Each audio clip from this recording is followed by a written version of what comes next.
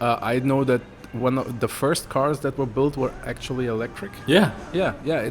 So it's not a new issue.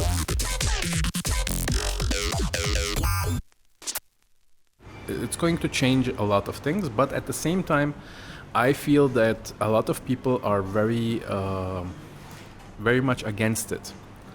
And I have to be really honest, I do not understand their reasoning. But It's the same thing with the electric motor. I think the electric motor is established way longer than we think. Yes. But the problem was once the battery capacity. I think we got that already, and now it's an efficiency thing. If you look at the iPhone, for example, or other phones, it's the same sized battery nowadays that it was 10 years ago, but the usage is way lower. So you can get longer. Your phone lasts longer in the day. Yes, I think you're completely right, because I don't think that they have created some new technology in motors. The jumps in technology that are happening and that will be happening in the future will be in battery technology and battery capacity. I think charging times is a big issue, and I think also that we need to, of course, how long can you drive with a full charge of battery? The mileage is going to be an issue, but if you think about it, because Tesla, the company, before Elon Musk bought it, they had a model car, like it was like a sports car. He bought it. I thought he founded it. No. He bought Tesla. As far as I know, he bought it. Tesla used to exist before Elon Musk. And I remember watching like a car show on TV where they were showing this amazing feat of driving from over the Alps. I think they were going to Italy. With an electric motor for the first time. Not for the first time. I'm not sure if it was for the first time, but it was with this car. They wanted to just demonstrate how capable it is. Yeah, how far it can go, and that it can go places where usually you will not think electromotor to go. And I think they had a reach of 200 kilometers with that model of the like the older model of Tesla. Yeah. And now they already have like a 600, 500 kilometers range. I don't know the miles, so I'm sorry. We use like the European metric system. So that's and now like we are talking about 500-600 kilometers, which is giant. And the next step is, I think we will have cars that will basically have a bigger, not the same, but even a higher reach of mileage with their batteries than we have with gasoline right now. Because that's what and at the same time they have to lower the charging time. So I think now the newest model Teslas, they charge at the supercharge station. They can charge up from 0 to 80% like in 10 minutes. No, 10 minutes. In 10 minutes. 30 minutes. No, 10 minutes. It's Okay. like a zero, but you have to be at a supercharge station. This is important. This is like the important caveat. Not like at home at your electric outlet. Yeah, but like how do they do it in 10 minutes? because they have like a very high voltage electricity for charging. And these voltages are only in the Tesla supercharge station. So if you go to a Tesla supercharge station with a new car, it would charge it from 0 to 80% of the battery capacity in 10 minutes. Okay. Which is fairly quick. Yeah. It is not as quick as pumping gas, right? It's not. Yeah, but 10 minutes is acceptable. But the main problem would be in areas where it's very cold. I think they still have a problem there. When you're driving in an area that's very cold, like, I don't know, Canada or something. Northern Europe. Northern Europe, in Sweden or in Norway, where it's always cold all the time, you don't get the whole it's capacity. like the lands of always winter, like in Game of Thrones. I think you only get 50% or something. It's already, I think, heated, but it's not really optimized for that. Well, if they are heating the battery, if they are keeping the battery warm through electric power, it will also use up electric power. Yeah. But I think these are all I heard something a few years back that really changed my perspective on a lot of technological issues, and it was actually about nuclear power, nuclear plants. And I was listening to a TED talk actually by some physicist, and he said that one of the biggest mistakes humanity did regarding their power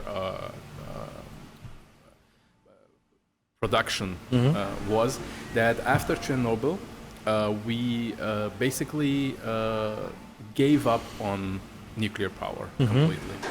And his idea was that we should have not built nuclear plants like crazy, but at the same time we should have not given it up completely, because if you are using a technology, there is an incentive in the sciences for people to create better technologies and produce better ways of doing things. And because there is an industry and because there is money in that industry, you have incentive for people to change.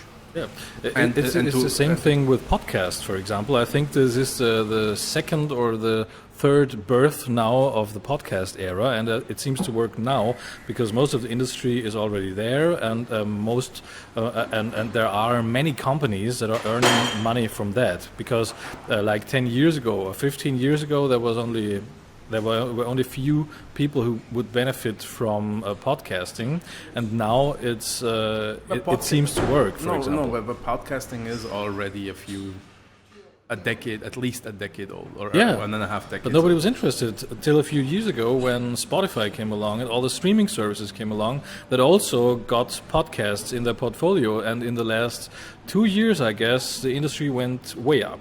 That's of course, also because the people were interested in it because it was advertised. Yeah, but because there was a necessity to create technology and to move technology forward.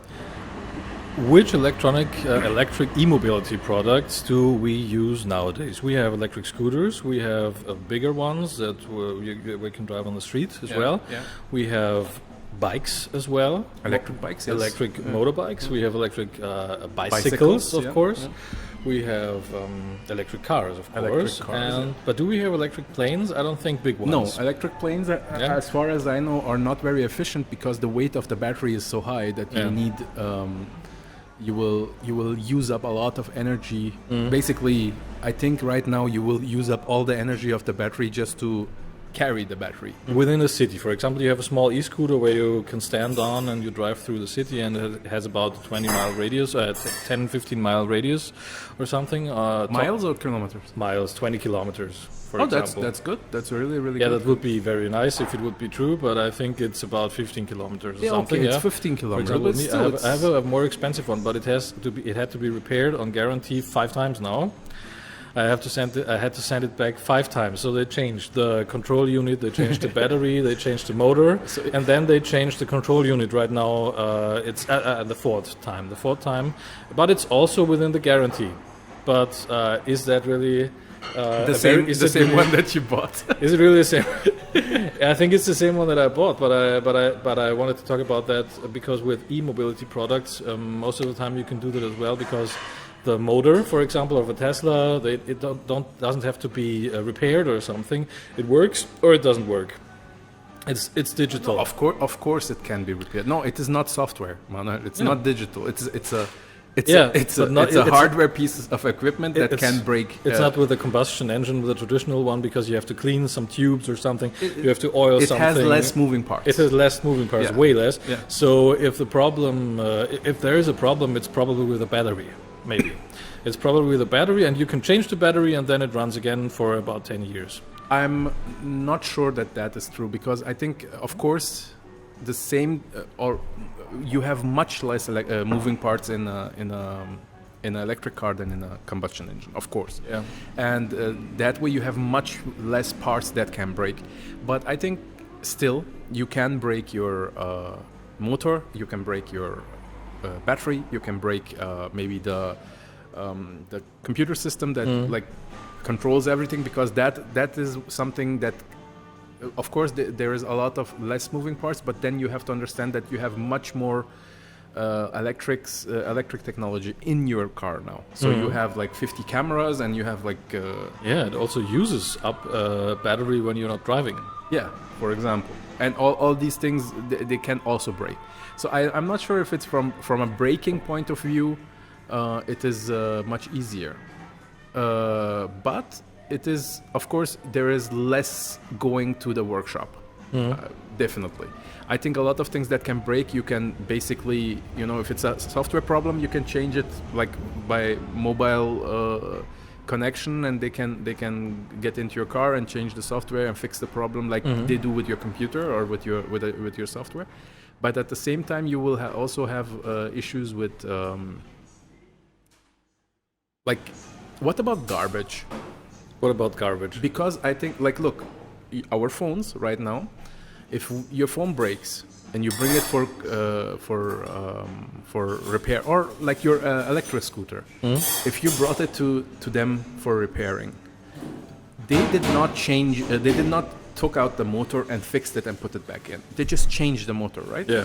So, what about that? Like, that old motor, will it be fixed? Or will it be just thrown away? I think I can remember when I was 15 years old, and I watched an ad or something. I think it was in a museum, and they talked about, like, in 10 years or in 10 years or 15 years, everyone in the city is driving on an electric scooter. Like, I have one myself right now, yeah. and I was thinking, yeah, of course, that is the future. Yeah. I don't think that's gonna happen, but it has happened. Everyone is driving with an electric scooter. I don't know about the US, but in Europe and the bigger cities, it's also quite cheap. Yeah? To but travel what do you around think? with that. Are we creating more garbage because of, like, we will? No. What will happen? Because this is one of the questions that a lot of people who don't like the idea of electric cars, especially electric cars, keep telling me. They're like, yes, but you need like some very special minerals for the batteries, and they are taken out by children in Africa. Like, they use child labor. And I'm like, yes, but the solution is not to use the minerals, right? Well, I think that's a whole different story, because if we talk about cell phones, for example, that's also the same story. There's like a forced labor. There are people that are trapped in very difficult working situations where their whole life depends on the job they have in the factory, for example, to work on an iPhone. That's more than a myth, because there are so many documentaries out now that document the lives of them.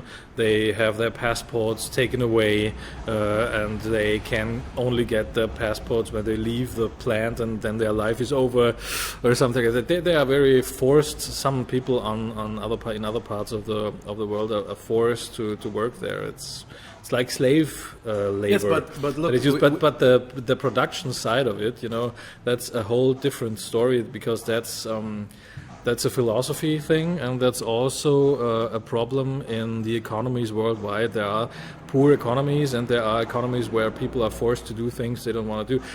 A lot of people don't buy their phone cash. They usually sign up for a plan. And they pay, like, I don't know, 50 euros a month, and then the phone is included, or they pay half of the price of the phone, and then they subscribe to a 2-year plan or 3-year plan for 50, 60 euros, which is a very expensive way of buying a phone, actually. But at the same time, that is how you will usually get a phone. Like, you paid cash for yours, right? Yeah. I also sell it. I sell the old version, make some cash with that, and then I buy the new version. Okay, so you upgrade it basically, but at the same time, with electromobility, I think it might be possible. It might be possible that you will have to you would have a subscription for maybe an electric company. Yeah, we'll ask you, like, okay, look, we will give you a car. You will pay us, like, I don't know, 10,000 euros upfront for the car, but you will subscribe to our electric service. Like, you will just charge your car with our products, or maybe you will have your whole household using our electricity for, I don't know, 5 years, 6 years, 10 years, something like that. That is also a possibility that might emerge, like a lease kind of deal with your car. But another thing that has changed very quickly in the electric car market is the prices have changed really quickly. Because if you want to buy a used Tesla with around, let's say, 200,000 kilometers, so like a driven Tesla, it will cost you more than to buy a brand new one. What? Why? Yeah, because at the time the people bought those cars, the prices were like, let's say a Model S was 80,000 euros, and now they want to sell that car for 60,000 or 70,000 or 50,000 euros. But a With new a used battery, okay? Yeah. They want to. That's because that's the logic of a used car market, right? Like this car is 3, 5, or 4 years old. It has been driven for a few 100,000 kilometers, and now I want to sell it, and I need to get this much back. But at the same time, the new cars Tesla is bringing out is now maybe 50,000 euros. So you are basically selling your used car at the same price that you will sell your. You will buy a new car, Okay, that's crazy. which is ridiculous. But at the same time, the reason for that is that the technology is evolving, the costs are sinking, and Tesla is going lower and lower with the price. So I think soon we will also have basically you will have a combustion engine and an electric car at the same price. At the same time, for example, a friend of mine bought a Volkswagen Polo electric or Golf. I think a Golf. Yeah. And she paid like, I think 10,000 euros more, or even 15,000 euros more than she would pay for the combustion engine one. Yeah. And it has That's too much. It is like I don't know, 300 kilometers range with the battery. So it's just too. It's ridiculous. Just too low. The range is too bad. Yes, but she bought it like 4 years ago, and now the same car is like let's say 5,000 euros more than the combustion engine. I think the hybrid cars are booming because of that, because you can change between electric power, of course, and the normal combustion engine. But the problem with that is you don't have many of the benefits you have with a purely electric car. I think hybrid cars are something we will look back at and like, oh God, remember when they used to exist? Because I have never had a hybrid car. I've known people who had hybrid cars, and they said it's not a good electric car and it's not a good combustion engine car, because you have an underpowered combustion engine. Yeah. Because you have to make space for the battery and you have to make space for the electric motor, but the electric motor is weak too. So it just under perfect circumstances you have a good car. Yeah. Besides that, if you're just driving with electric, or you're just driving with combustion engine, it's not a good car. So, what would be the perfect car or the perfect way of traveling around with electricity? And don't say beaming technology, because it's not invented yet. It does not exist yet. Yeah. And also, the beaming technology has one great disadvantage as well, because you don't. Well, we have talked about this on another podcast. You don't see. We have talked about, but you don't see a city. You want to see something of the city. I think e-scooters or something like that are way better than electric cars. Yeah, that's it. Weather. Yeah. But no. you could also have those with some small roofs. There it's also possible. I'm not sure I think it's Citroën. Yeah, they could use something like that. Yeah. e-tron. Have you ever seen it? It's a really ugly piece of car, but it's like a 2-seater with like 70 kilometers maximum, like max speed, and like 150 kilometers range. Yeah, but it's a car. You can't park anywhere with that. You can park. The big advantage in most cities. I'm not sure if it's a car. I think it's not a car. Okay, if it's not a car, I think it's like does not take much space. Like a electric roller or something like that. I think. I'm not sure, but like a Vespa. Like a Vespa, yeah. But it drives faster than 45, so it's like 70 kilometers. I was once thinking about buying one, and I gave up on it really quickly because the batteries are really bad.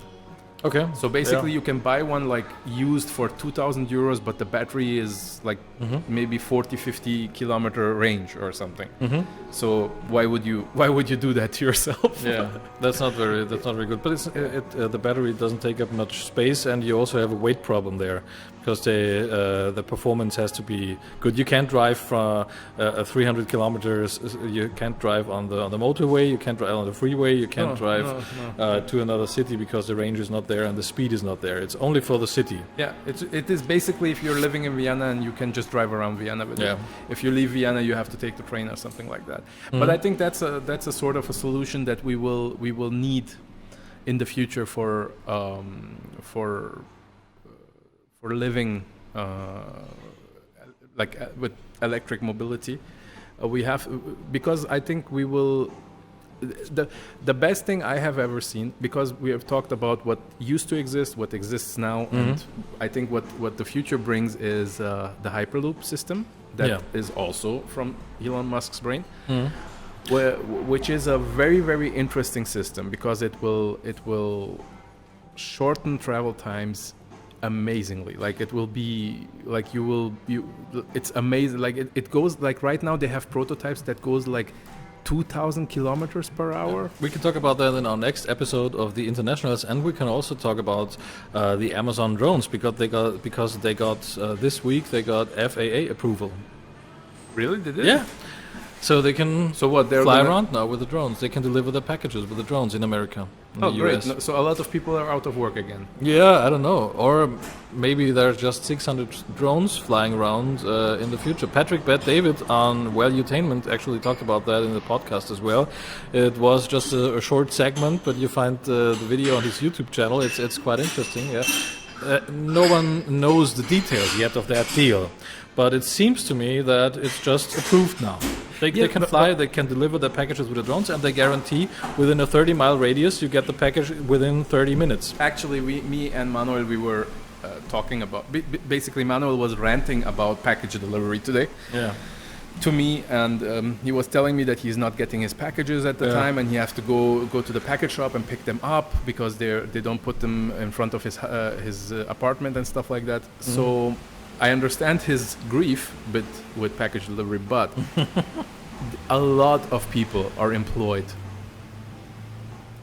for carrying stuff around. Yeah. The postal service employs a lot of people. I don't think it's going to end soon. You know, why would it? No, if Amazon got approval from FAA for its drones, that means the next people in line are UPS, FedEx, and all those. So it means a lot of people are going to be out of a job. But at the same time, this drone delivery service that they are thinking about, because I saw a segment about that on I don't remember anymore where, but it was basically the prototypes. It only works in cities. It does not work in rural areas. In rural areas. Yeah. But imagine because there's right now in Austria we have had, especially because of COVID, we have had a boom in these food delivery services. So you see a lot of people riding around with electric bikes and delivering food. Like in the United States, they have Uber Eats and DoorDash and stuff like that. So we have our versions of that. And there's a lot of people working there. And I think that will be also something that they will put drones to work. Yeah. And then you will get your food delivery by drones, and you will get it. Maybe you will get it instead of 1 hour, you will get it 30 minutes. But I'm not sure what the